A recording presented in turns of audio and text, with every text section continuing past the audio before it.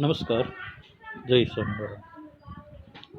આપણે ગયા પેપર સોલ્યુશનમાં સેક્શન ડીની ટૂંકમાં માહિતી આપવાની રહી ગઈ હતી, જે અત્યારે તમને આપી દઉં છું, એ ધ્યાનમાં લઈ લઈએ. ખગોળશાસ્ત્ર અને જ્યોતિષશાસ્ત્ર છે એ 5મા પાઠનો સવાલ છે. એકદમ સરળ સવાલ. બંને ખગોળશાસ્ત્ર અને જ્યોતિષશાસ્ત્ર બંને લખો ત્યારે 4 ગુણ મળશે. એવી જ રીતે 47મો સવાલ, કપાસ, શેરડી અને શણ આ 3 પાકનો પરિચય આપો ત્યારે 4 ગુણ મળશે. ત્યારબાદ 48માં 2 સવાલ એક સાથે લખવાના. ખરીફ પાક અને રવિ પાકનો તફાવત એકદમ સરળ. 3 મુદ્દાનો તફાવત છે: વ્યાખ્યા, પછી પાકનો સમયગાળો અને પાકના ઉદાહરણ. ત્યારબાદ કૃષિ પ્રવૃત્તિ માટેની અનુકૂળતાઓ. મુખ્ય 4 જ અનુકૂળતાઓ છે કે ભારતમાં ખેતી કરી શકાય એવો વિશાળ ફળદ્રુપ મેદાની પ્રદેશ છે. સ્પષ્ટ વાવેતર વિસ્તારના 46% જમીનમાં ખેતી કરી શકાય છે. ખેડૂતો ખૂબ જ કુશળ અને મહેનતુ છે. બારેમાસ પાક લઈ શકાય તેવી અનુકૂળ આબોહવા છે. અને આબોહવા અનુસાર આપણા દેશમાં દરેક પાક લઈ શકાય એવી, ખેતી કરી શકાય એવી અનુકૂળતાઓ છે. 48માં 2 સવાલ લખો ત્યારે 4 ગુણ મળે. ત્યારબાદ ગ્રાહક અદાલતોની જોગવાઈ. આમાં કુલ 4 પોઈન્ટ છે. પહેલો પોઈન્ટ પ્રસ્તાવના, બીજો પોઈન્ટ જિલ્લા ફોરમ, ત્રીજો પોઈન્ટ રાજ્ય કમિશન અને ચોથો પોઈન્ટ રાષ્ટ્રીય કમિશન. આ બધા પોઈન્ટ લખો ત્યારે આખો સવાલનો જવાબ મળે અને 4 ગુણ મળે. ત્યારબાદ રસ રત્નાકર અને આરોગ્ય મંજરી એ કઈ વિદ્યાના ગ્રંથો છે અને તે વિદ્યાનો વિસ્તૃત વર્ણન કરો. તો આરોગ્ય મંજરી અને રસ રત્નાકરી એ આચાર્ય નાગાર્જુને લખેલા પુસ્તક છે. અને આચાર્ય નાગાર્જુન એ રસાયણ વિદ્યાના પ્રસિદ્ધ આચાર્ય હતા નાલંદા વિદ્યાપીઠના. એટલે આમાં આખી ટૂંકનોંધ તમારે રસાયણ વિદ્યાની લખવાની થાય. ચલો, ત્યાર પછી આગળનો સવાલ છે 51માં. એમાં પણ 1-2 ટૂંકનોંધ છે. આતંકવાદ એક વૈશ્વિક સમસ્યા અને આતંકવાદ અને બળવાખોરીનો તફાવત. આ બંને લખો ત્યારે તમને પૂરા માર્ક્સ મળે. ત્યારે 52મો પ્રશ્ન છે નકશાનો. તો નકશામાં પહેલો મુદ્દો છે પર્વતીય જમીન. યાદ રાખજો, પર્વતીય જમીનની તમને માહિતી આપું તો જમ્મુ કાશ્મીર અને હિમાચલ પ્રદેશ બેમાંથી કોઈ પણ એક રાજ્ય બતાવી દેવાનું. ત્યારબાદ ગીર રાષ્ટ્રીય ઉદ્યાન, ગુજરાતનો જુનાગઢ જિલ્લો. શેરડી પકવતો કોઈ એક પ્રદેશ, બેમાંથી કોઈ પણ એક રાજ્ય, ઉત્તર પ્રદેશ અથવા મહારાષ્ટ્ર, બેમાંથી કોઈ પણ એક રાજ્ય. અને સિમેન્ટ ઉદ્યોગનું એક કેન્દ્ર એક જ આપણે નકશામાં બતાવેલું છે, ગુજરાતનું પોરબંદર. આ થયું પેપર નંબર 6નું સોલ્યુશન. આજે આપણે એક નવું પેપર સોલ્યુશન શરૂ કરશું, જે હવેથી આપણે શરૂ કરીએ. તો એમાં વિભાગ અમાં સૌ પ્રથમ આપણે જોડકા જોઈએ. વિભાગ અમાં સૌ પ્રથમ જોડકા. તો ધોળકામાં યાદ રાખજો વૌઠાનો મેળો છે. યાદ રાખજો, ધોળકામાં વૌઠાનો મેળો. ધોળકામાં વૌઠાનો મેળો. જળતર કામ. તો જળતર કામ માટે જાણીતું શહેર છે બિકાનેર, રાજસ્થાનનું બિકાનેર. ચલો, ત્યારબાદ વિરૂપાક્ષ એ સૌથી મોટું મંદિર છે. તો ક્યાંનું સૌથી મોટું મંદિર છે? તો પટ્ટદકલ, કર્ણાટકના પટ્ટદકલમાં આવેલું સૌથી મોટું મંદિર છે. ત્યારબાદ રણ પ્રકારની જમીન. તો રણ પ્રકારની જમીન ભારતમાં 3 જગ્યાએ આવે: રાજસ્થાન, હરિયાણા અને કચ્છ. રાજસ્થાન, હરિયાણા અને કચ્છ. અને 1992માં રાષ્ટ્રીય મહિલા આયોગની રચના કરવામાં આવી છે. તો ફરીથી ટૂંકમાં સમજાવી દઉં. ધોળકા તો વૌઠાનો મેળો, જળતર કામ તો બિકાનેર, વિરૂપાક્ષ એ પટ્ટદકલનું સૌથી મોટું મંદિર, રણ પ્રકારની જમીન રાજસ્થાન, હરિયાણા અને કચ્છ, અને 1992માં રાષ્ટ્રીય મહિલા આયોગની રચના કરવામાં આવી હતી. આ થયું જોડકું. ચલો, ત્યાર પછી આગળ જોઈએ વિધાનો ખરા છે કે ખોટા. ચલો, એમાં સૌ પ્રથમ પહેલું જોઈએ. તુલસીદાસનો પ્રસિદ્ધ ગ્રંથ રામચરિત માનસ એ સંસ્કૃત ભાષામાં લખાયો હતો. ચલો, તુલસીદાસનો પ્રસિદ્ધ ગ્રંથ રામચરિત માનસ એ સંસ્કૃત ભાષામાં લખાયો હતો. તો આ વિધાન ખોટું છે. રામચરિત માનસ તુલસીદાસે લખેલું છે, પણ એ અવધી ભાષામાં લખેલું છે. યાદ રાખજો, સંસ્કૃત ભાષામાં નહીં. એટલે આ વિધાન ખોટું પડે.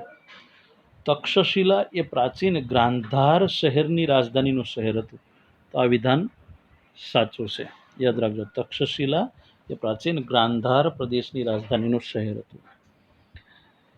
ભારતમાં શેરડીના વાવેતરમાં મહારાષ્ટ્ર મોખરે છે, જ્યારે ખાંડના ઉત્પાદનમાં ઉત્તર પ્રદેશ મોખરે છે. તો આ વિધાન પણ ખોટું છે, ઊંધું છે. આમાં શેરડીના વાવેતરમાં ઉત્તર પ્રદેશ મોખરે છે, પણ ખાંડના ઉત્પાદનમાં મોખરે આવે છે મહારાષ્ટ્ર.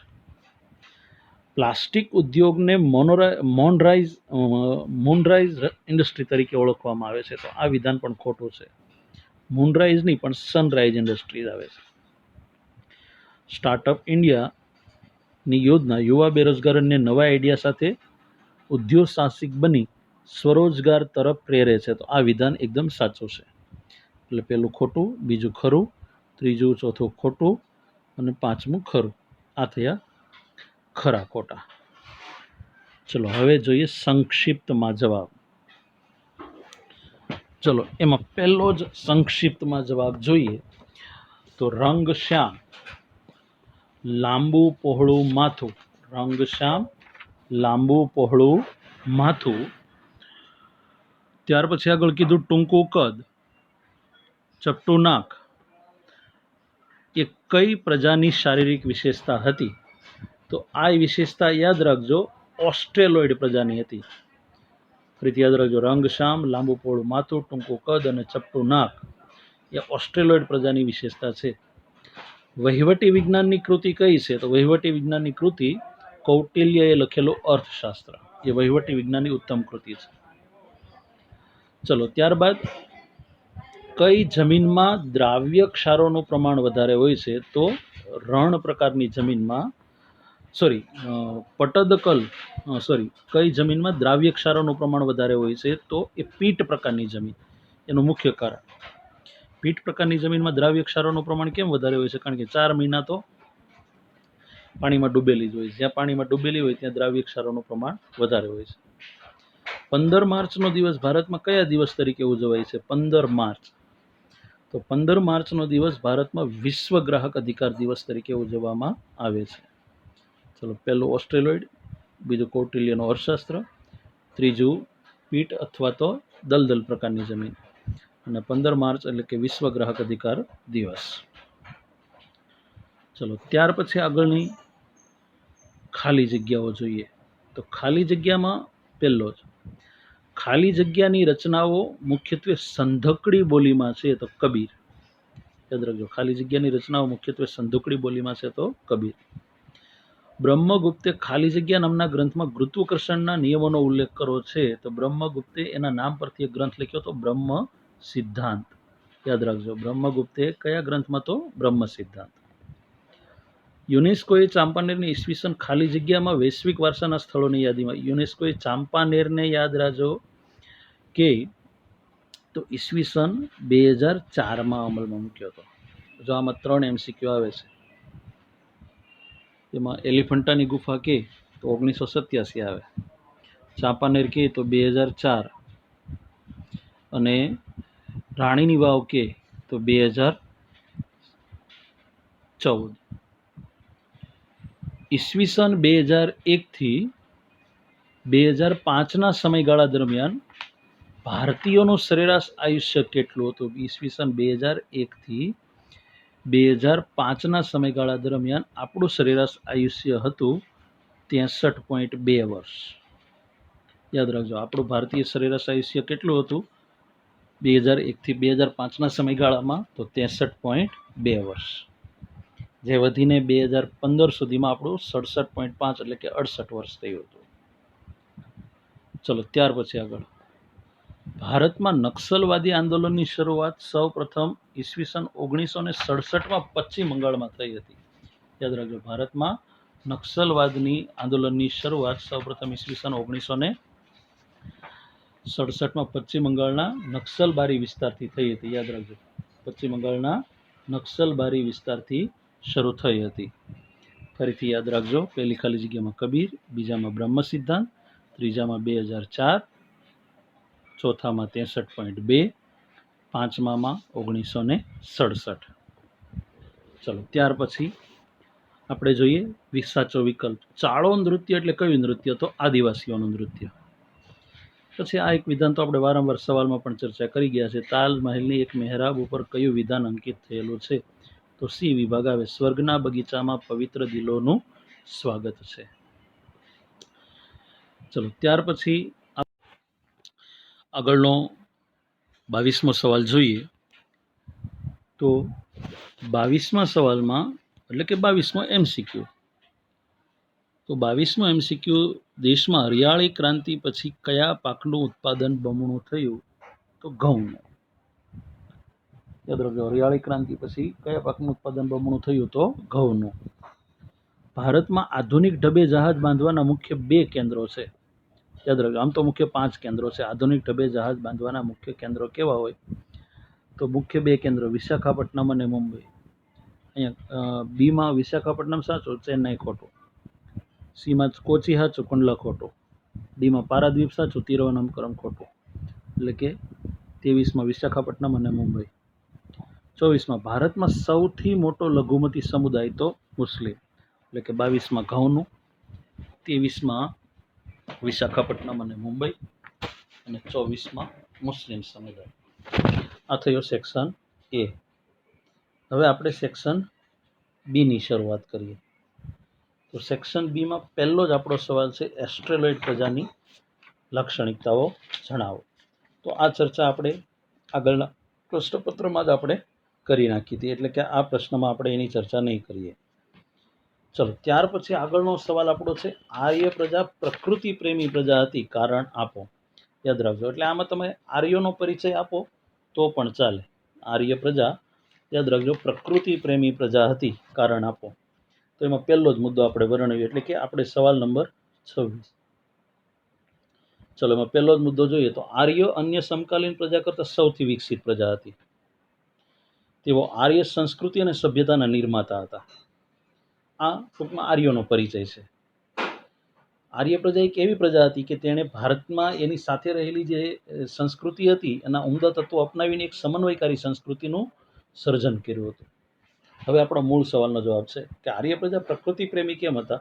કે તેણે પ્રકૃતિના કયા કયા તત્વો? તો વૃક્ષો, નદીઓ, પર્વતો, સૂર્ય, વાયુ, વરસાદ વગેરેની પૂજા આરાધના કરતા હતા. અને તેમણે પ્રકૃતિના જેટલા પણ તત્વો હતા ને એની પૂજા આરાધના કરવા માટે સ્તુતિઓ અથવા તો વૈદિક મંત્રો કે ઋચાઓ રચી હતી. જેમાંથી જેમ સમય ગયો એમ યજ્ઞ યગાદી એટલે કે યજ્ઞો કરવાની પરંપરા શરૂ થઈ, ધાર્મિક વિધિઓ શરૂ થઈ. આ પરથી કહી શકાય કે આર્ય પ્રજા એક પ્રકૃતિ પ્રેમી પ્રજા હતી. આ થયો 26મો સવાલ. ચલો ત્યાર પછી હવે આપણે 27મો સવાલ જોઈએ કે રામાયણ અને મહાભારતનો ટૂંકમાં પરિચય. પ્રાચીન સાહિત્ય તરીકે રામાયણ અને મહાભારતનો ટૂંકમાં પરિચય. તો આ બંને મહાકાવ્યો છે અને બંને મહાકાવ્યોની રચના એવું માનવામાં આવે છે કે સેંકડો વર્ષ થયા હતા એની રચના કરતા, એટલે કે હજારો વર્ષ સુધી એની રચના થઈ હતી. અને અત્યારે આપણા દેશમાં જે રામાયણ અને મહાભારતની ઓળખ છે એનું વર્તમાન સ્વરૂપ આપણને ઈસવીસન 2જી સદીમાં મળ્યું હતું. મહાકવિ વાલ્મીકી, હવે એમાં સૌપ્રથમ રામાયણનો પરિચય જોઈએ. રામાયણની રચના મહાકવિ વાલ્મીકીએ કરી હતી, જે એક મહાન સાહિત્ય કૃતિ છે. આમ જોવા જઈએ તો મહાભારત કરતાં રામાયણ ખૂબ જ નાનું મહાકાવ્ય છે. શું રામાયણમાં વર્ણવેલું? તો અયોધ્યાના રાજા રામચંદ્રના જીવન ચરિત્રના તમામ પ્રસંગો વર્ણવેલા છે. સાથે સાથે અનેક આપણા હૃદયને સ્પર્શી જાય એવી દિલચસ્પ ઘટનાઓ કે સાહસોનું વર્ણન કરેલું છે. ત્યાર પછી આપણે વર્ણન જોઈએ મહાભારતમાં. તો મહાભારતની રચના મુનિ વેદવ્યાસે કરી છે, જે દુનિયાનો સૌથી મોટો મહાકાવ્ય છે. લગભગ એમાં 1,00,000 શ્લોક છે. મહાભારતનો મુખ્ય મુદ્દો છે કૌરવ અને પાંડવો વચ્ચે થયેલું યુદ્ધ. કૌરવો અને પાંડવો વચ્ચે થયેલું યુદ્ધ. આ યુદ્ધમાં અનેક નાની મોટી વાર્તાઓને જોડી દેવામાં આવી છે. 18 દિવસ ચાલેલો અધિકાર મેળવવા માટેની લડાઈ હતી. એમાં અનેક નાની મોટી આપણા જીવનને સ્પર્શી જાય એવી વાર્તાઓ જોડવામાં આવેલી છે. સૌથી મહાન કે આપણા અમૂલ્ય વારસા સમાન શ્રીમદ ભગવદ્ ગીતા એ મહાભારત દ્વારા જ રચાયેલો એક ગ્રંથ છે. શ્રીમદ ભગવદ્ ગીતામાં જ્ઞાન, કર્મ અને ભક્તિ એ મોક્ષ પ્રાપ્તિના 3 માર્ગોનું વર્ણન કરવામાં આવ્યું છે. આમ રામાયણ અને મહાભારત એ આપણા ભારતીય લોકોની એક રાષ્ટ્રીય સંપત્તિ છે. અને બંને મહાકાવ્યોએ સદીઓ સુધી કરોડો લોકોના વિચારો અને સાહિત્યનું સર્જન કરવામાં ખૂબ મહત્વનો ફાળો આપ્યો છે.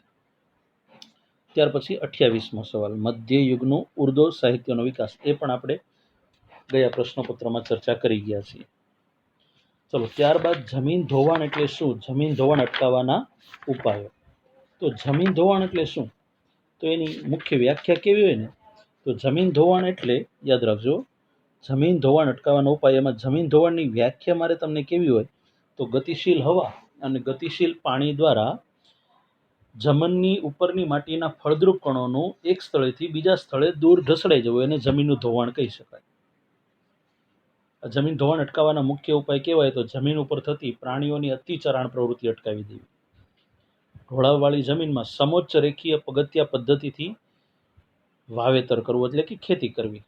પડતર જમીનમાં વધુને વધુ વૃક્ષો વાવવા, આ ત્રીજો ઉપાય. જ્યાં પાણીના વહેણમાં ખાડો પડ્યો હોય ત્યાં વધુને વધુ અમુક અંતરે આડબંધો બાંધવા. પાણીનો વેગ ધીમો પાડવા માટે ખેતરમાં ઊંડી ખેડ કરવી. ખેતરોમાં થતું પડ ધોવાણ અટકાવવા માટે ખેતરની ફરતે ઊંચા પાળા બાંધવા જોઈએ અને પાળા ઉપર ઘાસચારો કે વૃક્ષો વાવી દેવા, કે જેથી પાળાઓ ખેતરોની માટીને વહેતા પાણી સાથે બહાર ઢસડાઈ જતા અટકાવી દે. આ થયો જમીન ધોવાણ એટલે શું, તેને અટકાવવાના ઉપાય. ત્યાર પછીનો સવાલ પણ આપણે ભણી ગયા છીએ આગળના પ્રશ્નપત્રોમાં. લુપ્ત થતા વન્ય જીવન વિશે ગંભીરતાથી વિચારવાનો સમય પાકી ગયો છે. તો આ સવાલમાં લખવાનું છે ટૂંકનું, લુપ્ત થતું વન્ય જીવન. ચલો, ત્યાર પછીનો આગળનો સવાલ આપણે ચર્ચા કરીએ, નિર્વનીકરણનો પ્રભાવ. એટલે આમાં આપણે લખવાનું છે નિર્વનીકરણની અસરો. ચલો, એમાં પહેલું તો નિર્વનીકરણ એટલે શું? તો આમાં મેં આગળ આપણે જે પ્રશ્નપત્ર પરીક્ષામાં સ્કૂલમાં લખવાના આવ્યા હતા એમાં મોટાભાગની ભૂલ કરી નાખી હતી. નિર્વનીકરણ એટલે મોટાભાગની વ્યાખ્યા શું કરી નાખી હતી, અનવીનીકરણીય સંસાધનની વ્યાખ્યા નક્કી લખી. નિર્વનીકરણ એટલે 3 શબ્દની વ્યાખ્યા. નિર્વનીકરણ એટલે જંગલોનું ખૂબ ઊંચા દરે નષ્ટ થવું. તો એનો પ્રભાવ શું છે? તો પહેલું, વાતાવરણમાં કાર્બન ડાયોક્સાઇડની માત્રામાં ખૂબ વધારો થાય છે. હરિતગૃહ પ્રભાવની અસરો વધારે ઘેરી બને છે. માટીના ધોવાણની ખેતીની માટીનું વધુને વધુ ધોવાણ થતાં ખેતીની ફળદ્રુપતા ઘટે છે. દ્વીપકલ્પીય ભારતમાં જંગલોના મોટા પાયા ઉપર થયેલા વિનાશને કારણે ત્યાં જંગલોનો વિસ્તાર દિન પ્રતિદિન ઘટતો જાય છે. વૈશ્વિક તાપમાનમાં વધારો, વરસાદમાં ઘટાડો, દુષ્કાળના પ્રમાણમાં વધારો. જંગલમાં ઘટાડો થતાં અનેક વન્યજીવો નિરાશ્રિત થયા. વન્યજીવોને જંગલમાં જે ખોરાક પાણી મળતું બંધ થઈ ગયું, એટલે ખોરાક પાણી મેળવવા માટે માનવ વસાહતોમાં આવી ચડે છે.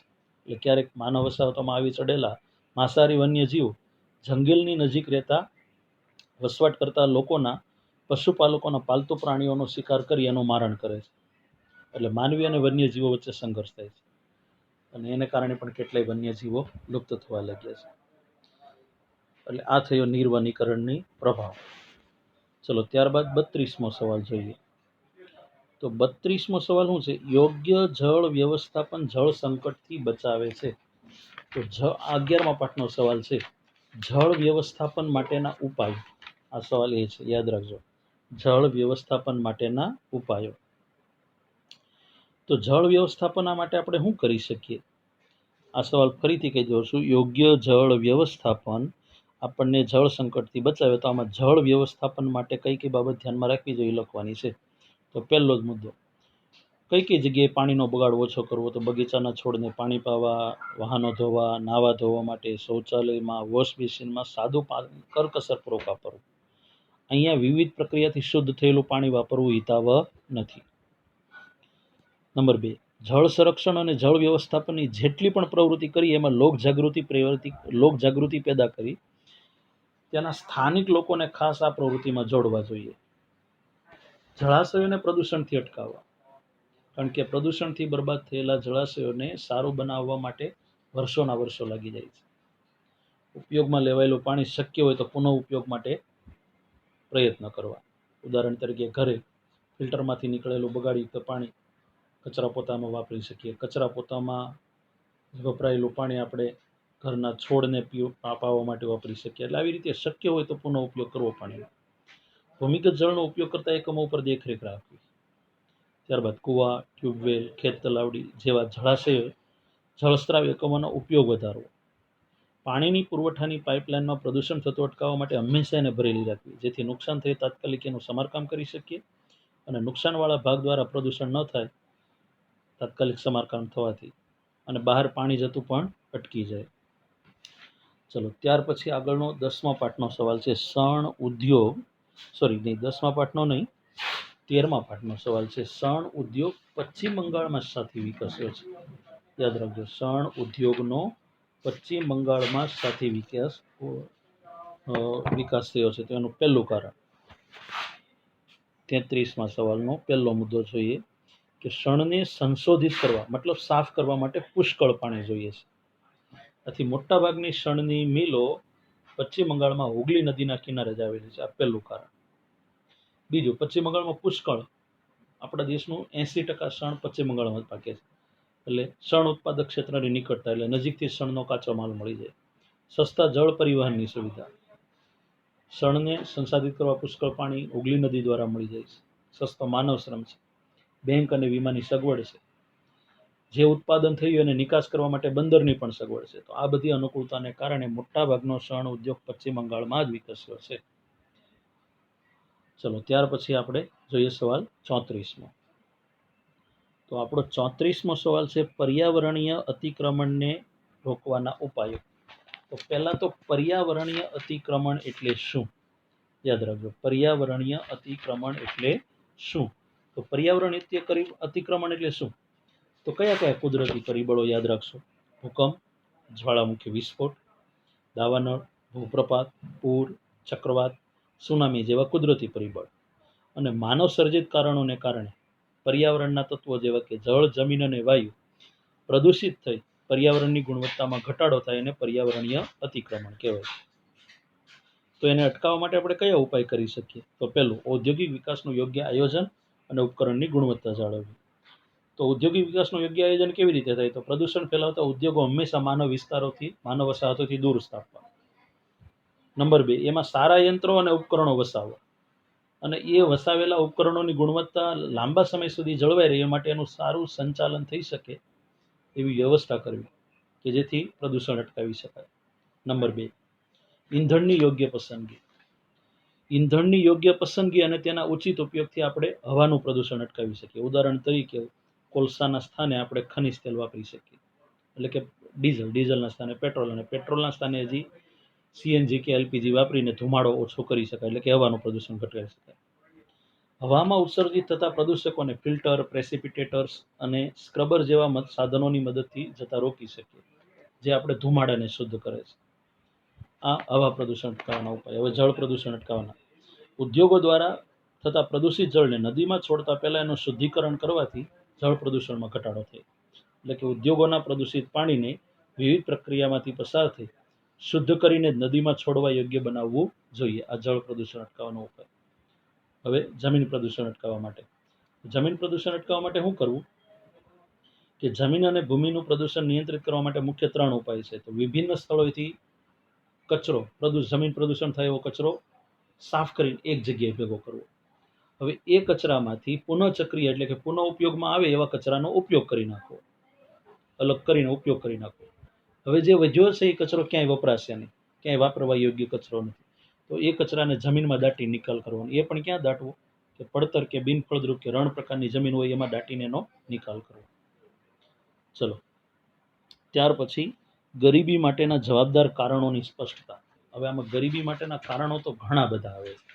તો એમાં જો અહીં તમને મર્યાદા કીધી, કોઈ પણ 5 કારણો, ગરીબીના 5 કારણોનું વર્ણન કરો. યાદ રાખજો, ગરીબીના કોઈ પણ 5 કારણોનું વર્ણન કીધું છે. ચલો એમાં પહેલું જ કારણ જોઈએ ગરીબીનું.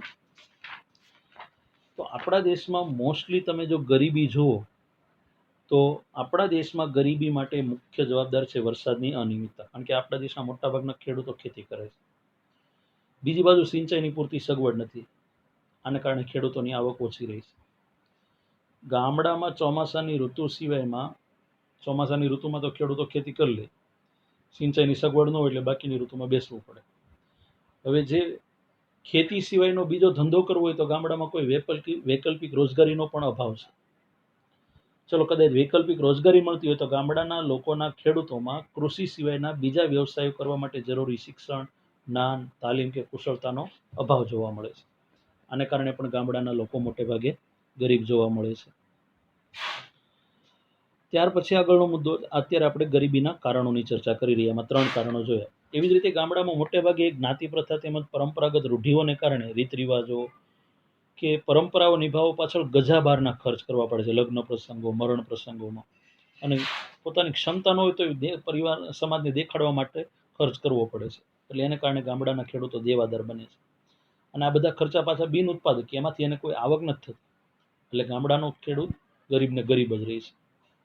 દેશમાં નિરક્ષરતાનું પ્રમાણ વધારે હોવાથી વ્યક્તિ શોષણ અને અન્યાયનો વધુને વધુ ભોગ બને છે. અને બીજી બાજુ એના માટે સરકારે જે યોજનાઓ બનાવી છે, એ યોજનાની માહિતીના અભાવે એ યોજનાનો લાભ પણ લઈ શકતા નથી. દેશની પંચવર્ષીય યોજનાઓમાં જે પણ આર્થિક નીતિઓનું ઘડતર થયું, એમાં સમાજના છેવાડાના માનવી એટલે કે ગરીબ માનવીઓના જરૂરિયાતો અને હિતોની ઉપેક્ષા થઈ. એટલે કે જે પંચવર્ષીય યોજનાઓ બની, મોટે ભાગે ધનવાનો માટે જ બની. ખેડૂતો રોકડિયા પાકોને પ્રોત્સાહન આપતા હોવાથી ખાસ કરીને ખાદ્ય પાક એટલે કે અનાજ, શાકભાજી, કઠોળ વગેરેનું ઉત્પાદન ઘટવા લાગ્યું. એટલે અનાજ અને કઠોળના ભાવ વધ્યા, અને આ ભાવ વધારા કે મોંઘવારીને કારણે ગરીબોનું 2 ટંકનું ભોજન પણ છીનવાઈ ગયું. દેશના આર્થિક સુધારાને કારણે ગામડાની અર્થવ્યવસ્થા ઉપર વિપરીત અસર થઈ. ખાસ કરીને ગામડાના નાના ઉદ્યોગ, કુટીર ઉદ્યોગ કે લઘુ ઉદ્યોગો ભાંગી પડ્યા. તો ગામડામાં પણ રોજીરોટી ન મળી, એટલે ત્યાંના શ્રમિકો શહેરમાં ગયા. ખેતીની આવક ઘટવાથી ગામડામાં મજૂરી કામ પણ ઓછું થયું. આવા કોઈ પણ તમે 5 કારણો આમાંથી લખી શકો. ત્યાર પછી આગળ, ગ્રાહક સુરક્ષામાં ગ્રાહક સુરક્ષા મંડળોની ભૂમિકા સ્પષ્ટ કરો. તો અહીંયા ટૂંકમાં તમારે ટૂંકનોંધ લખવાની છે, ગ્રાહક સુરક્ષા મંડળ. યાદ રાખજો, ગ્રાહક સુરક્ષા મંડળ. આ સવાલ ક્યારેક તમને ગ્રાહક સુરક્ષા પરિષદ સ્વરૂપે તમને પણ પૂછી શકે. તો એમાં પહેલો જ મુદ્દો જોઈએ, ગ્રાહકોમાં જાગૃતતા લાવવા અને ગ્રાહકોને ગ્રાહક જાગૃતતા માટે પ્રોત્સાહન આપવા, અને ગ્રાહકોની હકોની સુરક્ષા માટે જે પણ નીતિ નિયમો બને છે, એ નીતિ નિયમો ઘડવામાં સરકારને મદદ કરવા માટે સરકાર માન્ય ગ્રાહક સુરક્ષા મંડળ ક્યાં ક્યાં હોય છે? તો તાલુકા લેવલે, જિલ્લા લેવલે, રાજ્ય લેવલે કે રાષ્ટ્રીય લેવલે સરકાર માન્ય આવા ગ્રાહક સુરક્ષા મંડળો હોય છે. આવા મંડળો કેવી રીતે ચલાવવામાં આવે છે? તો બિન રાજકીય અને બિન ધંધાકીય ધોરણે, કે જેમાં કોઈ રાજકારણનો હેતુ નહીં કે ધંધાનો હેતુ નહીં, એવા ગ્રાહક સુરક્ષા મંડળો સ્વૈચ્છિક રીતે ચલાવવામાં આવે છે. આવા ગ્રાહક સુરક્ષા મંડળો ગ્રાહકોના અધિકાર અને કાયદાઓની વખતો વખત સમીક્ષા કરે છે. મતલબ એ કાયદાઓ વર્તમાન પ્રમાણે ચાલે એમ છે કે નથી ચાલે એમ, એમાં શું સુધારો કરવો, એની સમીક્ષા કરે અને સુધારા માટે સરકારને સૂચન પણ કરે છે. અને ગ્રાહક જાગૃતિની ઝુંબેશ સ્વરૂપે ગ્રાહકોને શિક્ષણ આપવા માટે વારંવાર સેમિનાર, પરિષદ કે પરિસંવાદો યોજે છે. તેમાં ગ્રાહકોના અધિકારો, ફરજો અને શોષણ કે શોષણમાંથી બચવાના કાયદાઓની વિવિધ જોગવાઈઓ કે વિષયો પર ગ્રાહકોને માર્ગદર્શન આપે છે. તે ગ્રાહકોમાં ગ્રાહક જાગૃતતા ફેલાવવા માટે ગ્રાહક સુરક્ષા, ઇનસાઇટ, ધી કન્ઝ્યુમર, ગ્રાહક મંચ જેવા ગ્રાહક સામાયિકો પણ બહાર પાડે છે. આવા ગ્રાહક સુરક્ષા મંડળો ઉત્પાદકો કે વેપારીઓ દ્વારા ભેળસેળ, કાળા બજાર વગેરે જેવી પ્રવૃત્તિ કરતા હોય ને, એની છુપી રીતે માહિતી એકઠી કરે અને કાયદેસરની કાર્યવાહી કરી ગ્રાહકોને ન્યાય અપાવે છે. કસૂરવારને દંડ કરી આપણને થયેલા આર્થિક નુકસાન સામે આપણને વળતર પણ અપાવે છે. આમાંથી કોઈ પણ આપણે 9 સવાલ ચર્ચા કરવાની છે. ચલો હવે આપણે જોઈએ વિભાગ સી. વિભાગ સી જોઈએ તો એમાં પહેલો સવાલ છે ભરત ગૂંથણ. આ સવાલ પણ આપણે ચર્ચા કરી ગયા છે, ભરત ગૂંથણ. ત્યાર પછી આપણે આગળનો મુદ્દો જોઈએ અજંતાની ગુફાઓ. ભરત ગૂંથણમાં આપણે મોહેંજો-દડોથી માંડીને તમામ પ્રકારની ભરત ગૂંથણની જે વિગતો છે એ વર્ણવવાની છે. હવે અજંતાની ગુફાઓ. ચલો, 6ઠ્ઠા પાઠનો સવાલ છે, અજંતાની ગુફા સૌપ્રથમ ક્યાં આવી? તો મહારાષ્ટ્ર રાજ્યના ઔરંગાબાદ જિલ્લાના વાઘેરા ગામ પાસે સહ્યાદ્રી પર્વતમાળામાં, યાદ રાખજો, સહ્યાદ્રીની પર્વતમાળામાં ઘોડાની નાળ આકારે, અર્ધગોળ આકારે આ અજંતાની ગુફા આવેલી છે. ફરીથી યાદ રાખજો, ક્યાં આવી? મહારાષ્ટ્રના ઔરંગાબાદ જિલ્લામાં અજંતા ગામ પાસે વાઘેરા નદીના કિનારે અર્ધગોળ આકારે અને સહ્યાદ્રીની પર્વતમાળામાં ઘોડાની નાળ આકારે કોતરીને આ ગુફા બનેલી છે. કુલ 29 ગુફાઓ છે. આ ગુફા એક સમય સુધી લોકો ભૂલી ગયા હતા, તો ફરીથી એને કોણે શોધી? તો 1819માં અંગ્રેજ કેપ્ટન જ્હોન સ્મિથે આ વિસરાઈ ગયેલી ગુફાને ફરીથી શોધી. વાસ્તુકલાની દ્રષ્ટિએ અજંતાની ગુફા ખૂબ જ અજોડ છે. 2 ભાગમાં વહેંચાયેલી છે, ચિત્રકલા આધારિત અને શિલ્પકલા આધારિત. એમાં ચિત્રકલા આધારિત ગુફાઓ 1, 2, 10, 16 અને 17, 5 ગુફા. ફરીથી યાદ રાખજો, 1, 2, 10, 16 અને 17. આ 5 ગુફામાં આવેલા ભીંત ચિત્રો એ ચિત્રકલાના શ્રેષ્ઠ નમૂના છે. આ બધા જ ચિત્રો બૌદ્ધ ધર્મને સમર્પિત છે. અજંતીની ગુફાના જેમ બે ભાગ છે એમ બે પ્રકાર છે, ચૈત્ય અને વિહાર. ચૈત્ય કેવી હોય તો 9, 10, 19, 26 અને 29. તો બાકીની જે 24 ગુફાઓ છે એ વિહાર પ્રકારની છે. અજંતાની ગુફાઓ શરૂઆતથી જ બૌદ્ધ ધર્મની વાસ્તુકલા, ગુફાચિત્રો અને શિલ્પકલાના ઉત્કૃષ્ટ નમૂનાઓમાં સ્થાન ધરાવે છે. આ ગુફાની તેની અનોખી કલા સમૃદ્ધિને કારણે ભારતમાં આપણા કલા વારસાને ગૌરવ અપાવ્યું છે. આમ અજંતાની ગુફાઓ ચિત્રકલા, શિલ્પકલા અને સ્થાપત્ય કલાનો સુભગ સમન્વય થયેલો છે. અને આ ગુફાના અપૂર્વ કલા સર્જને આપણા કલા વારસાને દુનિયામાં ગૌરવ અપાવ્યું છે. ચલો, એવી જ આ પાટની ગુફાઓ એટલે કે એલિફન્ટાની ગુફા. તો એલિફન્ટાની ગુફા સૌ પ્રથમ તો ક્યાં આવી? તો આ પણ મહારાષ્ટ્રમાં જ આવે છે. તો યાદ રાખજો, મહારાષ્ટ્ર રાજ્યના મુંબઈના દરિયા કિનારે ગેટવે ઓફ ઇન્ડિયાથી ઉત્તર પૂર્વ દિશામાં 12 કિલોમીટર દૂર અરબ સાગરમાં આવેલા એક ટાપુમાં આ ગુફા આવેલી છે. એનું નામ કેમ એલિફન્ટા પડ્યું? તો યુરોપિયન પ્રજામાં પોર્ટુગીઝો જ્યારે સૌ પ્રથમ જળ માર્ગે આ ટાપુ કે દ્વીપ ઉપર આવ્યા ત્યારે એને સૌ પ્રથમ પથ્થરમાંથી બનેલી એક વિશાળ હાથીની મૂર્તિ જોઈ. આથી આ આકૃતિ જોઈને આ ગુફાનું નામ એને એલિફન્ટા પાડી દીધું. ખરેખર આજે પણ ત્યાંના સ્થાનિક માછીમારો તો એને ધારાપુરી તરીકે જ ઓળખે છે. એલિફન્ટામાં કુલ 7 ગુફાઓ છે. એમાં સૌથી આકર્ષણનું કેન્દ્ર કેવું હોય તો ગુફા નંબર 1. શું એનું આકર્ષણ છે? તો ભગવાન શિવના 3 સ્વરૂપ એટલે કે બ્રહ્મા, વિષ્ણુ અને મહેશ, આ 3 સ્વરૂપ દર્શાવતી ત્યાં ત્રિમૂર્તિ આવેલી છે, જે દુનિયાની સર્વશ્રેષ્ઠ મૂર્તિઓમાં સ્થાન ધરાવે છે. અજંતાની ગુફાઓમાં અનેક સુંદર શિલ્પ રચનાઓ છે. તેના અનુપમ શિલ્પકલાને ધ્યાનમાં રાખીને સંયુક્ત રાષ્ટ્રોએ એને ઈસવીસન 1987માં વૈશ્વિક વારસાના સ્થળોની યાદીમાં સ્થાન આપ્યું છે. આ થયો આપણે છઠ્ઠા પાઠના 2 સવાલ. હવે 9મા પાઠનો સવાલ જોઈએ. યાદ રાખો, 9મા પાઠનો સવાલ. તો 9મા પાઠમાં વન્યજીવોના વિનાશના કારણો. એકદમ સરળ સવાલ. વન્યજીવોના વિનાશના કારણોમાં પહેલું જ કેવું હોય તો જંગલો, ઘાસભૂમિ કે જળપ્લાવિત ક્ષેત્રોમાં માનવીની દખલગીરીને કારણે વન્યજીવોના કુદરતી રહેઠાણ જોખમાયા. નંબર 2, જંગલોના વિનાશને કારણે જંગલોનો વિનાશ એ પ્રાકૃતિક અસંતુલન માટે સૌથી મુખ્ય કારણ છે. આને કારણે પણ વન્યજીવોમાં ઘટાડો થયો. શિકારીઓ વાળ, ખાલ, ચામડા, હાડકાં, શિંગડા, નખ મેળવવા માટે પ્રાણીઓનો શિકાર કરે છે. પ્રાણીજ ઔષધિ કે સુગંધી દ્રવ્યો મેળવવા માટે પણ વન્યજીવોનો શિકાર કરવામાં આવે છે. આને કારણે પણ વન્યજીવન લુપ્ત થવા લાગ્યું. આ સિવાય માનવીની કઈ પ્રવૃત્તિને કારણે જંગલોનો વિનાશ થાય? તો ખેતી પ્રવૃત્તિ મેળવવા માટેની લાલચ, ઇમારતો કે બળતણ માટે કરાતું વૃક્ષછેદન, રેલવે, સડકો કે હવાઈ મથકોનું નિર્માણ, બહુહેતુક યોજના કે નહેરોનું નિર્માણ, ખનિજોનું ખોદકામ, નવી વસાહતો કે શહેરોનું વિસ્તરણ વગેરે માટે વન્યજીવો પ્રભાવિત થાય છે. અને વન્યજીવો નિર્વાસિત થતા એનું પણ જીવ પણ ગુમાવે છે. બળતણ, ઘાસચારા કે પશુચરાણ માટે જંગલ ઉપર વધુને વધુ દબાણ વધી રહ્યું છે. આને કારણે પણ વન્યજીવોનું અસ્તિત્વ જોખમાયું. જંગલમાં લાગતી આગ વન્યજીવોને ભરખી જાય છે. એમાં ખાસ કરીને ક્યારે આગ લાગે? બચ્ચાનો ઉછેર અથવા ઈંડાના સેવનકાળમાં જો આગ લાગે વન્ય પ્રાણીઓની સંખ્યામાં ખૂબ મોટો ઘટાડો નોંધાય, કારણ કે એક સાથે 2 પેઢીઓ મૃત્યુ પામે છે, નવી જન્મતી અને જન્મ આપનારી. પોતાના કુદરતી રહેઠાણો નષ્ટ થવાથી વન્યજીવો પાણી અને ખોરાકની શોધમાં માનવ વસાહતમાં આવે અને ત્યાં જંગલની નજીક રહેલા માનવ વસાહતમાં પાલતુ પ્રાણીઓનો શિકાર કરે એટલે માનવી અને પ્રાણીઓ વચ્ચે સંઘર્ષ થાય. આને કારણે પણ કેટલાય વન્યજીવો પોતાનો જીવ ગુમાવે છે. ત્યારબાદ 41મો સવાલ જોઈએ તો ભારતમાં જળ સંકટ સર્જાવાના કારણો. ચલો, આ પણ 11મા પાઠનો એકદમ સરળ સવાલ છે. જળ સંકટ સર્જાવાના મુખ્ય કારણો કેવા હોય? તો એમાં પહેલું જ કારણ કે આપણા દેશમાં પાણી પૂરું પાડવા જળ સંકટ સર્જાવાના મુખ્ય 2 કારણ, ભૌગોલિક અને માનવ સર્જિત. તો પેલું ભૌગોલિક કારણ જોઈએ, કુદરતી કારણ. પાણી પુરવઠાનો આધાર મુખ્ય વરસાદ છે, જેમાં ઘણા વિસ્તારમાં વરસાદ તો અનિયમિત અને અનિશ્ચિત છે. એટલે જ્યાં ઓછો વરસાદ પડે છે એ વિસ્તારમાં વારંવાર પાણીની તંગી સર્જાય છે.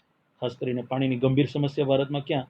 પશ્ચિમ રાજસ્થાન, વાયવ્ય ગુજરાતના શુષ્ક ક્ષેત્રો તેમજ દ્વીપકલ્પીય ઉચ્ચ પ્રદેશના પશ્ચિમ ઘાટના આંતરિક ભાગોમાં ગંભીર પાણીની સમસ્યા. 3 પ્રદેશો એવા છે: પશ્ચિમ રાજસ્થાન, વાયવ્ય ગુજરાતનો શુષ્ક ભાગ અને દ્વીપકલ્પીય ઉચ્ચ પ્રદેશના પશ્ચિમ ઘાટના આંતરિક ભાગમાં. ત્યારબાદ હવે માનવીય કારણો જોઈએ તો ભારતના છેલ્લા 4 દાયકામાં ખૂબ મોટો વસ્તી વધારો થયો. આ નિરંતર વધતી વસ્તીને કારણે અનાજ અને રોકડિયા પાકોની પણ દિન પ્રતિદિન માંગ વધી. આ સિવાય વધતું જતું શહેરીકરણ, લોકોના ઊંચા જતા જીવન ધોરણ, અને આ બધાને કારણે આ યાદ રાખજો કયા 4 કારણ: વસ્તી વધારો, નિરંતર વધતી જતી વસ્તી માટે અનાજ અને રોકડિયા પાકોની માંગ વધી, વધતું જતું શહેરીકરણ, લોકોના ઊંચા જતા જીવન ધોરણને કારણે પાણીનો વપરાશ દિન પ્રતિદિન વધતો જાય. આને કારણે પણ પાણીની અછત સર્જાણ. આજે તમે 8% શહેરો અને 50% ગામડાઓમાં પીવા યોગ્ય પાણીની અછત છે. પાણીની સિંચાઈની અને ઉદ્યોગોની જરૂરિયાતો પૂરી કરવા માટે આજે ગામડામાં કૂવા અને ટ્યુબવેલમાંથી તેમજ જમીનમાંથી ભૂમિગત જળ વધુને વધુ ખેંચાઈ રહ્યું છે. આને કારણે ભૂમિગત જળની સપાટી નીચી ગઈ અને ભૂમિગત જળમાં પણ ખૂબ મોટો ઘટાડો થયો. ભૂમિગત જળની સપાટી જેમ નીચી જાય એમ પાણીની ગુણવત્તા પણ ઘટતી જાય. આ ઉપરાંત અનેક પ્રવૃત્તિઓ માટે વપરાતા પાણીની ગુણવત્તા પણ ઘટવા લાગી. એટલે આજે મુખ્ય પાણીની સમસ્યા એ જ છે, ઘટતી જતી ગુણવત્તા અને વધતી જતી અછત. પાણીની ઘટતી જતી ગુણવત્તા અને વધતી જતી અછત. શહેરોની ગટરો કે ઉદ્યોગોના એકમમાંથી નીકળેલું મલિન જળ એ જળ પ્રદૂષણનું મુખ્ય કારણ છે. આ થયું જળ સંકટ સર્જાવાના કારણો.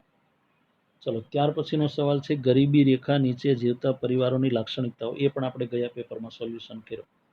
હવે 43મો સવાલ જોઈએ. યાદ રાખજો 43મો સવાલ. તો બેરોજગારી દૂર કરવાના ઉપાયો છે.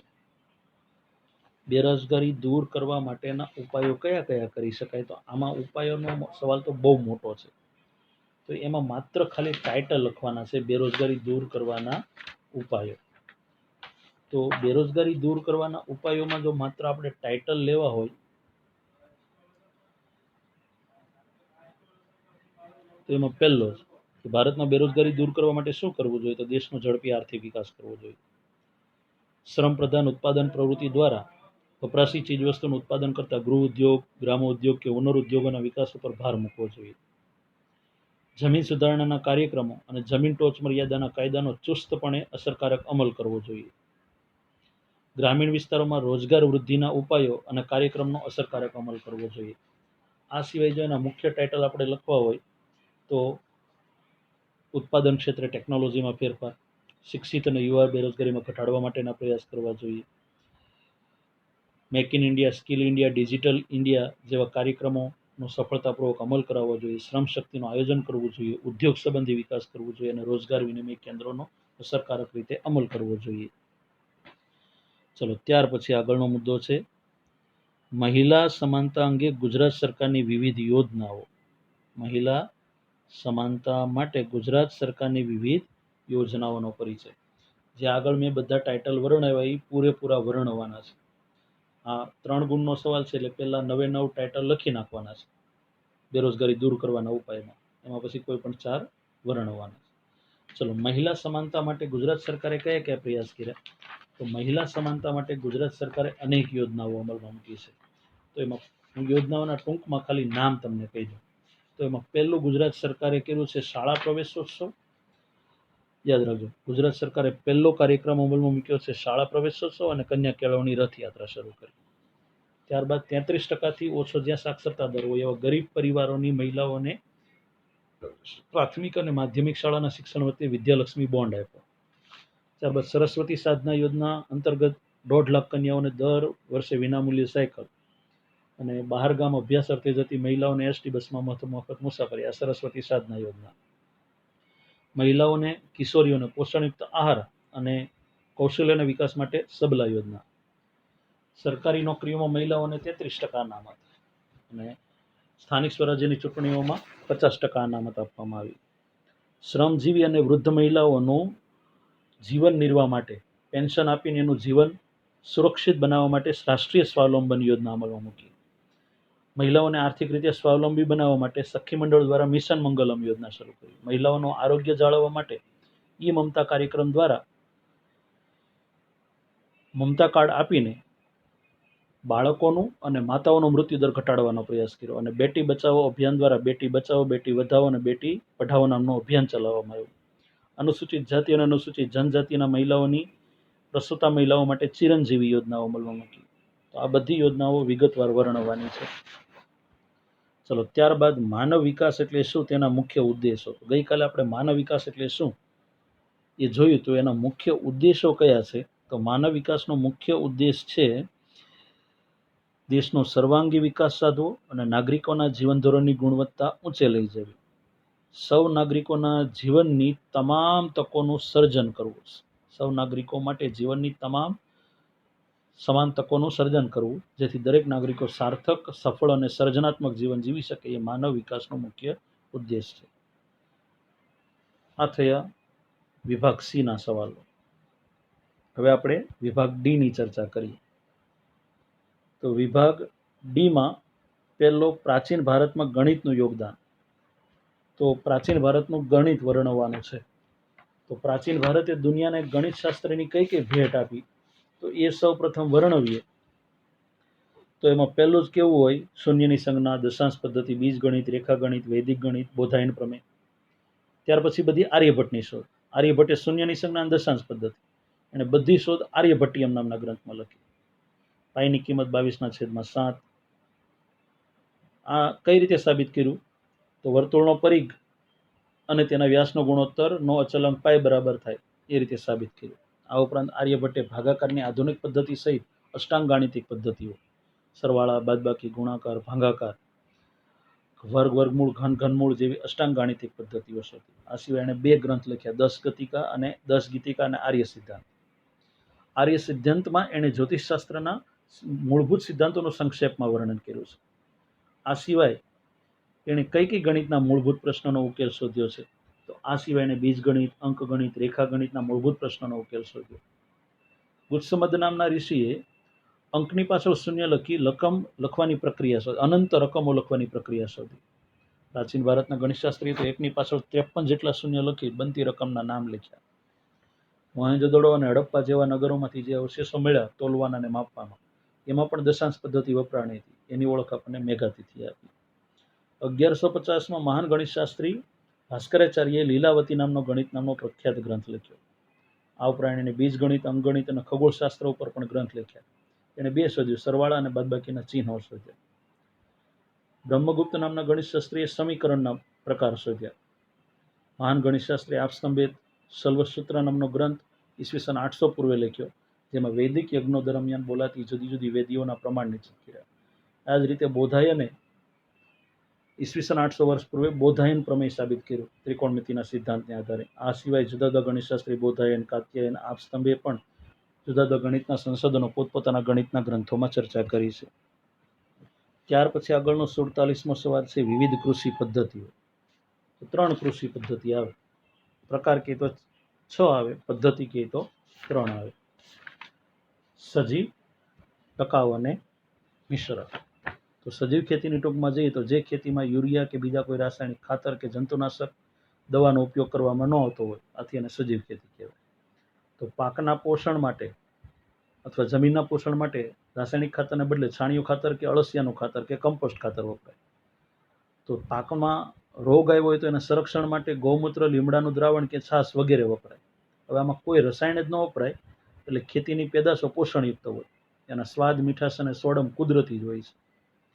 આ પાકોમાં ખનિજ, વિટામિન કે જીવનશક્તિ આપનારા તત્વો વધારે હોય છે. આથી આવનારા સમયમાં દેશ પ્રદેશમાં આવી પેદાશોની ખૂબ માંગ રહેશે અને ખેડૂતોને વળતર પણ સારું રહેશે.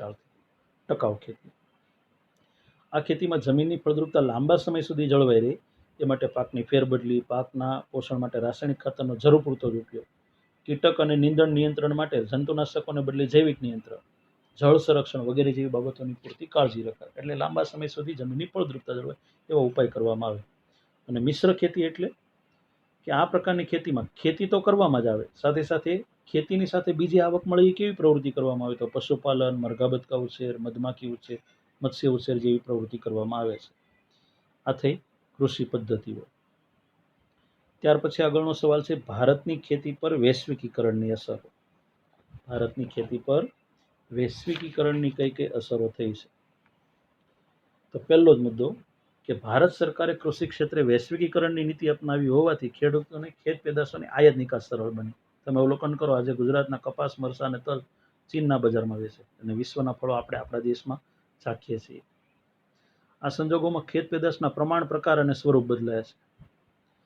બીજા ફાયદા થયા અને ગેરફાયદા થયા. ફાયદા હું તો આપણા કૃષિ ઉત્પાદનોને પરદેશથી આવતા કૃષિ ઉત્પાદન સાથે હરીફાઈમાં ઉતરવું પડે છે, તો એનો ક્યારેક ફાયદો થાય અને ક્યારેક નુકસાન થાય. વૈશ્વિકીકરણને કારણે આપણે આપણી ગુણવત્તાવાળી ખેત પેદાશોનું પેટન્ટ રજિસ્ટ્રેશન આપણે આપણા દેશના, કારણ કે આપણે જે પેદાશો દુનિયામાં વેચીએ એવી જ પેદાશ બીજા દેશ પણ વેચતા હોય, એટલે આપણી ગુણવત્તાનો લાભ બીજા દેશો ન લઈ જાય ગુણવત્તાવાળી પેદાશનો. તો એ માટે આપણી ગુણવત્તાવાળી પેદાશોનું નામ આપણા દેશના નામે રજિસ્ટ્રેશન કરાવી લેવું, જેથી એના માર્કો આપણા દેશનો હોય. ભારત તેની મોટી માનવશક્તિ, ટેકનોલોજી અને આધુનિક સાધનોની મદદથી કૃષિ ક્ષેત્રે વિકસિત દેશો સાથે હરીફાઈમાં ટકી શકે એમ છે. આ સિવાય વૈશ્વિકીકરણને લીધે બહુરાષ્ટ્રીય કંપનીઓ દ્વારા વેચાતા મોંઘા ભાવના જીનેટિકલી મોડિફાઈડ એટલે કે સંકરણ કરેલા બીટી બિયારણો ભારતમાં મળવા લાગ્યા. આને કારણે ખેતી ખર્ચાળ બની. તો બીજો ફાયદો, એક બાજુ નુકસાન છે, ખર્ચાળ બની, તો બીજો ફાયદો હું તો આ બિયારણોને કારણે કપાસ અને મકાઈના ઉત્પાદનમાં ભરપૂર વધારો થયો. આમ વૈશ્વિક બજારોમાં થતી ખેત પેદાશોની સ્પર્ધામાં જો ભારતને ટકવું હશે તો કૃષિ ક્ષેત્રે નવી નવી ટેકનોલોજી અપનાવી અને ગુણવત્તાવાળી પેદાશોના ઉત્પાદન ઉપર ખાસ ધ્યાન આપવું પડશે. તો બીજી બાજુ સરકારે શું ધ્યાન આપવું પડશે, તો કૃષિ ક્ષેત્રે જોડાયેલા ખેડૂતોની આર્થિક ઉન્નતિ, મતલબ ખેડૂતોની પ્રગતિ થાય, ખેડૂતો સમૃદ્ધ બને એવા આયોજનબદ્ધ પગલાં ભરવા પડશે. ચલો, ત્યારબાદ ભાવ નિયંત્રણની આવશ્યકતા શા માટે છે, આ તમે અથવામાં કાઢી શકો. ત્યારબાદ જો વેદક વિદ્યા અને શલ્ય ચિકિત્સાનો પરિચય, જે 5મા પાઠનો સવાલ છે. ચલો, આપણા દેશમાં વેદક વિદ્યા અને શલ્ય ચિકિત્સાનો પરિચય જોઈએ તો આપણા દેશે પ્રાચીન ભારતે વેદક વિદ્યા અને શલ્ય ચિકિત્સા ક્ષેત્રે ખૂબ મોટું યોગદાન આપેલું છે. એની પહેલી સાબિતી જોઈએ, મહર્ષિ ચરક, મહર્ષિ સુશ્રુત અને મહર્ષિ વાઘભટ્ટે જે પણ પોતાના સંશોધનો કર્યા એનાથી ભારતે વેદક શાસ્ત્રમાં અભૂતપૂર્વ સિદ્ધિઓ મેળવી છે. એમાં મહર્ષિ ચરકે ચરક સંહિતા નામનો ગ્રંથ લખ્યો, એમાં 2000 ઔષધિઓ વર્ણવી. મહર્ષિ સુશ્રુતે સુશ્રુત સંહિતા નામનો ગ્રંથ લખ્યો, જેમાં શલ્ય ચિકિત્સા એટલે કે શસ્ત્રક્રિયા કે વાઢકાપ કરવા માટેના 127 જેટલા ધારદાર સાધનોનો ઉલ્લેખ કર્યો. એમાં કેટલાક સાધનો તો એટલા બધા ધારદાર હતા કે માથાના વાળના પણ ઊભા 2 ચીરા કરી શકે. પ્રાચીન ભારતમાં હિન્દુઓનો ઔષધશાસ્ત્ર, ખનિજ અને વનસ્પતિ, આ 3 પ્રકારનો ઔષધિઓનો વિપુલ ભંડાર છે, જેમાં દવા બનાવવાની, દવાઓનો ઉપયોગ કરવાની, દવાઓનું વર્ગીકરણ, આ તમામનું યાદ રાખજો. પ્રાચીન ભારતનું ઔષધશાસ્ત્ર ખનિજ, વનસ્પતિ અને પ્રાણીજ ઔષધિઓનો વિપુલ ભંડાર છે, જેમાં દવા બનાવવાની ઝીણવટપૂર્વકની વિધિઓ, દવાનું વર્ગીકરણ અને તેનો ઉપયોગ કરવાની વિધિઓનું સચોટ વર્ણન છે. ભારતના વૈદિક શાસ્ત્રીઓ તો પ્યાલા આકારનો પાટો બાંધી લોહીનું પરિભ્રમણ અટકાવી દેતા, એટલે કે કોઈ સર્જરી કરવી હોય તો લોહીનું પરિભ્રમણ અટકાવીને એને બેરો કરવો પડે. અને પછી કેવા કેવા ઓપરેશન કરતા, તો પેઢો મૂત્રાશયના ઓપરેશન કરતા, સારણગાંઠ, મોતિયો, પથરી, હરસ, મસા વગેરે જેવા રોગો પણ નાબૂદ કરતા. ભાંગી ગયેલા હાડકાં કે ખસી ગયેલા હાડકાને મૂળ સ્થાને બેસાડીને અને સરખા પણ કરી આપતા. શરીરમાં ઘૂસી ગયેલા ખરાબ પદાર્થોને કુશળતાપૂર્વક બહાર પણ કાઢી શકતા અથવા ખેંચી શકતા. સ્ત્રીઓમાં તૂટી ગયેલા નાક કે કાનને સ્થાને નવા નાક કાન સાંધી આપવાની પ્લાસ્ટિક સર્જરી પણ જાણતા. વાઢકાપના હથિયારો બનાવતા. મીણના પૂતળા અથવા મૃત શરીરના વાઢકાપમાં દ્વારા વિદ્યાર્થીઓનું ઓપરેશન પ્રત્યક્ષ, યાદ રાખજો, વિદ્યાર્થીને જ્ઞાન કેવી રીતે આપતા, વાઢકાપના હથિયારો બનાવતા. વિદ્યાર્થીને મીણના પૂતળા અથવા મૃત શરીર ઉપર જે પણ વાઢકાપ કરવાનું એનું પ્રત્યક્ષ ઓપરેશનનું જ્ઞાન આપવામાં આવતું. પ્રસૂતિ વેળાએ જોખમી ઓપરેશન પણ કરી શકતા. બાળકો અને સ્ત્રીઓના રોગોના નિષ્ણાત હતા. હવે નિદાન કઈ રીતે કરતા, તો રોગના કારણો અને ચિહ્નોનું વર્ગીકરણ કરી રોગનું નિદાન કરતા અને રોગ મીટા પછી કઈ કઈ કાળજી રાખવી એની પણ માહિતી આપતા. એટલું જ નહીં, પ્રાચીન સમયના વેદક શાસ્ત્રીઓ તો પ્રાણી રોગોનું શાસ્ત્ર વિકસાવ્યું છે. પ્રાણી રોગોમાં ખાસ કરીને 2 પ્રાણીઓ યુદ્ધમાં વપરાતા, હાથી અને ઘોડા, એટલે કે અશ્વરોગ અને હસ્તી રોગો ઉપર એણે ગ્રંથ લખ્યા છે. એમાં હસ્તી આયુર્વેદ, હસ્તી રોગ માટે, અને અશ્વરોગોમાં શાલિહોત્રે લખેલું અશ્વશાસ્ત્ર. વેદક શાસ્ત્રના મહાન લેખક વાઘભટ્ટે તો અષ્ટાંગ હૃદય નામનો ગ્રંથ લખી નિદાનની બાબતમાં બહુ મોટું યોગદાન આપ્યું છે. આથી વેદક વિદ્યા અને શલ્ય ચિકિત્સા. અને છેલ્લો સવાલ, આતંકવાદ અને બળવાખોરીનો તફાવત. તો આ ન ચલાવતો ચાલે, કારણ કે આ પણ અથવામાં નીકળી જાય, પણ એકદમ સરળ છે આ સવાલ. તો આતંકવાદ છે ને એ વૈશ્વિક સમસ્યા, જ્યારે બળવાખોરી છે તે રાષ્ટ્રની કે પ્રાદેશિક સમસ્યા. આતંકવાદ છે એ આંતરરાષ્ટ્રીય વિસ્તાર ધરાવે, એ પોતાના દેશની વિરુદ્ધમાં હોય અને અન્ય દેશની પણ વિરુદ્ધમાં હોય. જ્યારે બળવાખોરી છે એ પોતાના સરકારની વિરુદ્ધ હોય, એટલે કે પ્રાદેશિક સ્તરે જ વિકસેલી હોય. આતંકવાદને સ્થાનિક લોકોનો સહકાર મળે ખરો અને ન પણ મળે. જ્યારે બળવાખોરી પ્રવૃત્તિ ને સ્થાનિક પ્રજાના સહકારથી જ ચાલે. આતંકવાદનો જેટલા દેશમાં પ્રભાવ હોય એ દેશનો વિકાસ અટકી જાય, અને જેટલા રાજ્ય કે પ્રદેશોમાં બળવાખોરનો પ્રભાવ હોય એ પ્રદેશમાં બળવાખોરી પ્રવૃત્તિ દ્વારા એ પ્રદેશનો વિકાસ અટકી જાય. આતંકવાદીઓ સાંપ્રદાયિક હિંસા કે ઘૃણા ફેલાવી સમાજને બે ભાગલા પાડી નાખે, એટલે વિભાજિત કરે. અને બળવાખોર સંગઠનો લોકોને ડરાવી ધમકાવીને હત્યાનો આશરો લઈ ભયનું વાતાવરણ ઊભું કરે છે. આ થયા સવાલો. હવે નકશાની વિગત જોઈએ. ચલો, એમાં કાળી જમીન ધરાવતો પ્રદેશ. કાળી જમીન ધરાવતા બે પ્રદેશો આપણે કરાવ્યા છે, એક મહારાષ્ટ્ર અને બીજું પશ્ચિમી મધ્યપ્રદેશ. બેમાંથી કોઈ પણ એક બતાવી દેવા. શણ ઉત્પન્ન કરતો કોઈ પણ એક પ્રદેશ, તો એમાં બે બતાવ્યા છે, એક અસમ અને પશ્ચિમ બંગાળ. પશ્ચિમ બંગાળ જ બતાવવાનું શણ ઉત્પન્ન કરતો પ્રદેશ. ત્યારબાદ ગીર રાષ્ટ્રીય ઉદ્યાન, ગુજરાતના જુનાગઢ જિલ્લામાં. ઊની કાપડના ઉદ્યોગનું એક કેન્દ્ર, બે બતાવ્યા, પંજાબનું ધારીવાલ અને કર્ણાટકનું બેંગ્લોર. આ સાથે આ પ્રશ્નપત્રનું સોલ્યુશન અહીંયા પૂરું થાય છે.